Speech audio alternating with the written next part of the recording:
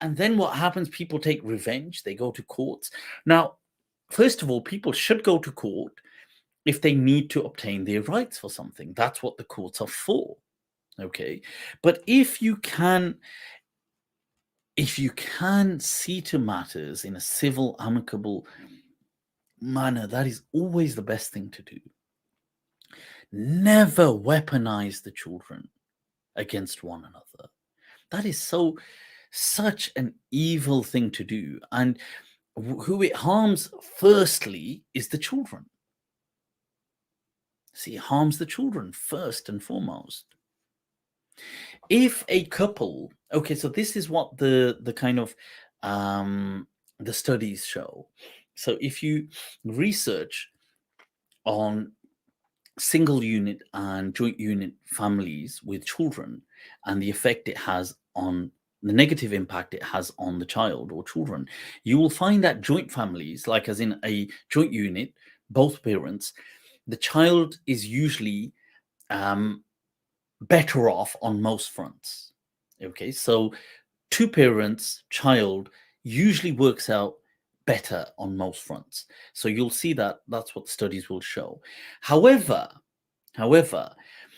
that's in contrast to a single parent and child or children. However, the studies show that two parents and tension and a hostile environment or a toxic environment works out worse than a single parent with children. So a single parent with children works out much healthier and better in almost every regard than a two-parent family where there is a toxic environment. So if the parents are at each other's throats and there's tension and negativity and hostility and I mean as the norm. I don't mean as maybe as a one-off people, but as the norm. Then this is very unhealthy. It's better that they just separate and part ways, because that will just have a detrimental, life-lasting impact on the children. It's better that they separate and just show their love to the children as they can. Now, if they're going to separate, look, surely one person, I'm not saying it's one person's fault, but it's likely that one person, one out of the two, may be more at fault than the other.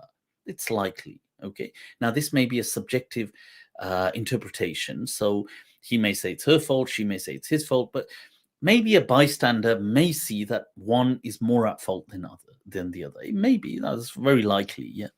But there would be a kind of attritional, gradual wear and tear to the relationship. If that happens, look, it's happened.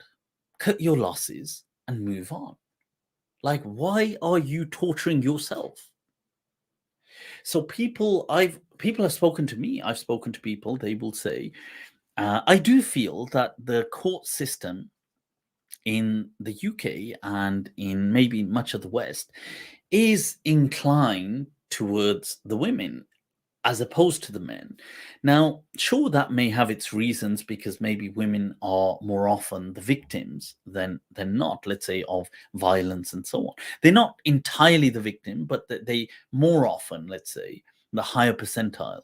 So, okay, but I've seen cases, I've had people talk to me, and I've even had people say this, like own up to it to me, that when they're discussing it with me, that they've said that they will block let's say the father from access to the child, that they will block him access. They will lie to the courts, say that he's a threat when he isn't a threat to the children, but they will say that just because they feel he was a good for nothing, beep, beep, beep, beep, beep, and he was a deadbeat husband to them. And they may say that, look, oh, well, I had one woman once say to me, well, I think I can't remember how old their child was. I think she may have been like, let's say 4 or 5. They had a daughter. And she said, well, he left me, let's say 3 years ago, whatever it was, 3 or 4 years ago, and he'd been trying ever since going to court, or in the last, I think, 2, 3 years, trying to go to court to have access to his child. And she's blocking it. And she said, well, he was a good for nothing, beep, beep, beep, beep, beep. And he went off with all these other women and he did this, this, this. And I said, well, what's that got to do with this? And she said, she said, well, I know what's best for my child. I said, I'm sorry, but you're wrong. You are utterly, catastrophically wrong. This is not best for your child. And she said, well, if he wanted to be a good dad, she said, look, I'm basing it on evidence. The scientist emerged. She said the evidence is, well, 3 years ago, or let's say 4 years ago, when we were together, he didn't used to, take advantage of quality time with the child then. So, if he didn't do it then why should I give him the opportunity to do it now? Like he lost his opportunity. Oh God. I said, look, that's not how this works. The parent, mother or father, always, till their death, have a child God-given right to always try. Even if if you've been making mistakes up until this very moment now, and you decide in this moment, you know what, I've made all these mistakes, I want to make amends now, you have that right to make amends. Even if you've been a good for nothing beep, beep, beep, beep, beep in the past. You can't see, you can't hold somebody to their past, and don't hold them to being a bad to you. So for example, the husband and the wife may be really horrible to each other, but don't project that onto the child. They both will equally love the child. So allow, and the first person perspective is the child perspective. The child needs to see both.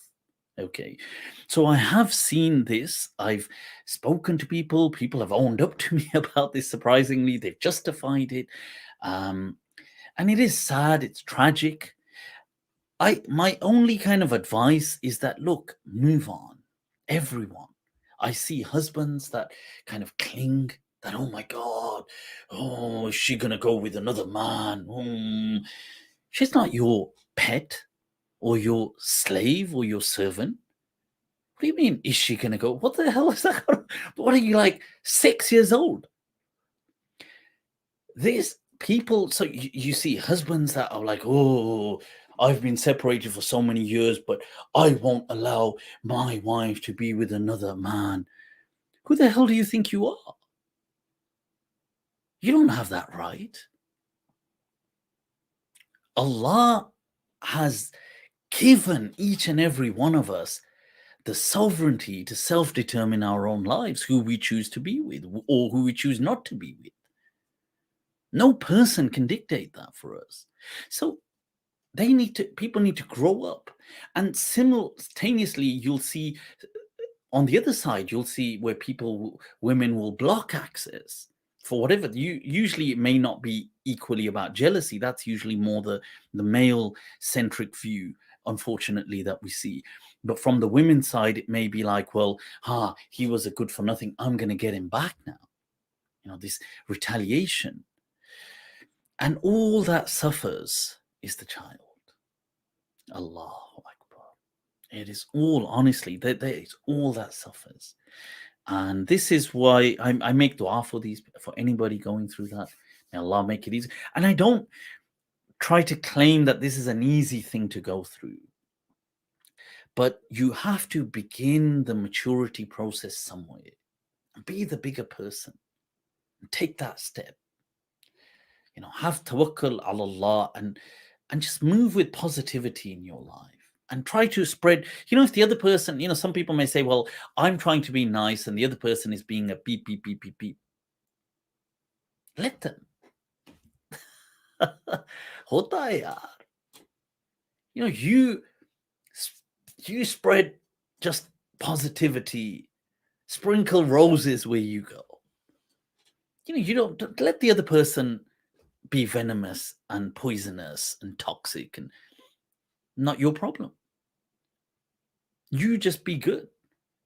Okay. And this, by the way, what I'm talking about is obviously in the cases where there are not real threats to the children. Of course, if there is an incident where somebody's a threat to the actual child, the child is always paramount and steps need to be taken. Okay. I have unfortunately become aware of cases, over the years where people have done monstrous things to their own kids that can't even be expressed in words.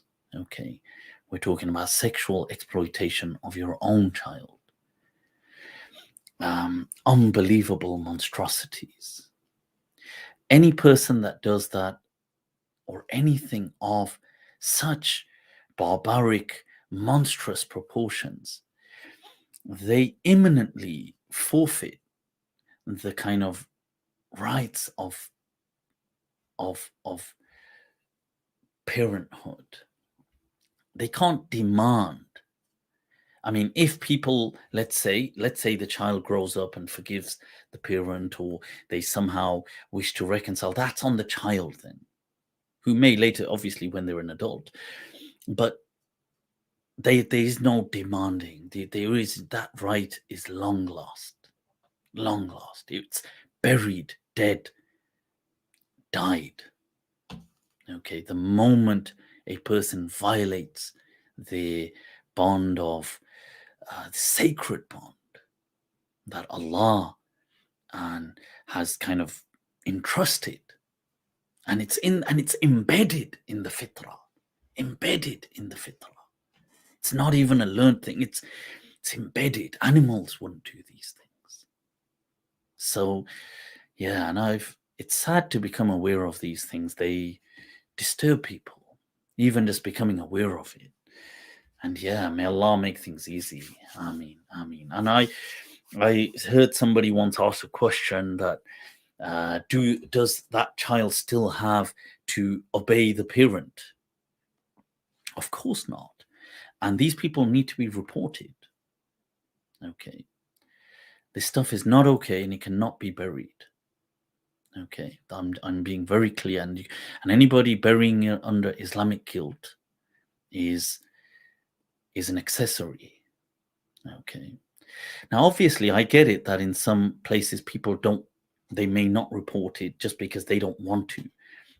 And that's their own choice. But to pressure people to kind of cover up for such criminality and monstrosity by using Allah is an offense to Allah.